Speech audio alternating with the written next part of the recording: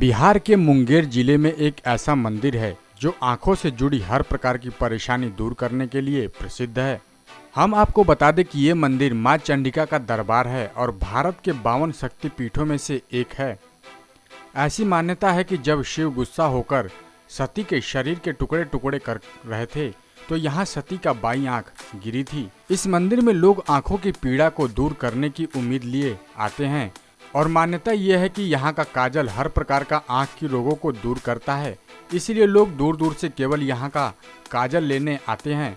वैसे तो यहाँ पूरे साल में भक्तों की भीड़ लगी रहती है, लेकिन नवरात्र में भक्तों की संख्या बहुत ज़्यादा होती है। ये मंदिर गंगा के किनारे स्थित है और दिलचस्प रूप से इसके पूर्व और पश्चिम में शमशान है। इसी कारण इस मंदिर को शमशान चंडिका के रूप में भी जाना जाता है। नवरात्र के समय कई तांत्रिक यहाँ तंत्र सिद्धि के लिए भी जमा होते हैं।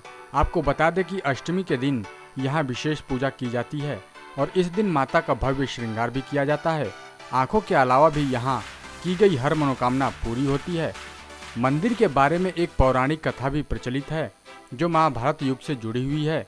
कथा के अनुसार अंग देश के राजा कर्ण माँ चंडिका के भक्त थे और रोजाना खौलते हुए तेल की कड़ाह में कूदते थे। इस प्रकार अपनी जान देकर वो माँ की पूजा किया करते थे और माँ उनके इस बलिदान से अत्यंत प्रसन्न हो जाती थीं और हर रोज वो राजा कर्ण को जीवित कर देती थीं।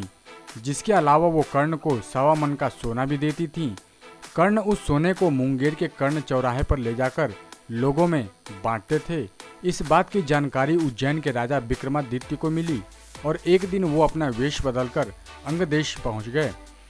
उन्होंने देखा कि महाराजा कर्ण ब्रह्म मुहूर्त में गंगा स्नान कर माँ चंडिका के सामने रखे खौलते तेल के कड़ाहे में कूद जाते हैं और माता उनके अस्थि पंजर पर अमृत छिड़ककर उन्हें फिर से जीवित कर देती हैं। वो उन्हें पुरस्कार रूप 1.25 मन सोना भी देती हैं। एक दिन चुपके से राजा विक्रमादित्य ने राजा कर्ण से पहले वहां पहुंच गए और उन्होंने कड़ाह में छलांग लगा दी। बाद में रोजाना की भांति माँ ने उन्हें जीवित कर दिया। उन्होंने लगातार 3 बार कड़ाह में कूदकर अपना शरीर समाप्त किया और माता ने उन्हें जीवित कर दिया। चौथी बार माता ने उन्हें रोका और वर मांगने को कहा। राजा विक्रमादित्य ने माता से सोना देने वाला थैला और अमृत कलश मांग लिया।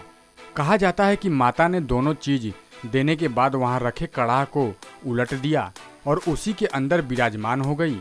कहा जाता है कि अमृत कलश नहीं रहने के कारण माँ राजा कर्ण को दोबारा जीवित नहीं कर सकती थी, जिसके बाद से अभी तक कड़ाह उल्टा ही पड़ा हुआ है और उसी के अंदर माता की पूजा भी होती है। नेक्स्ट 9 न्यूज रूम से विनीत राय की रिपोर्ट।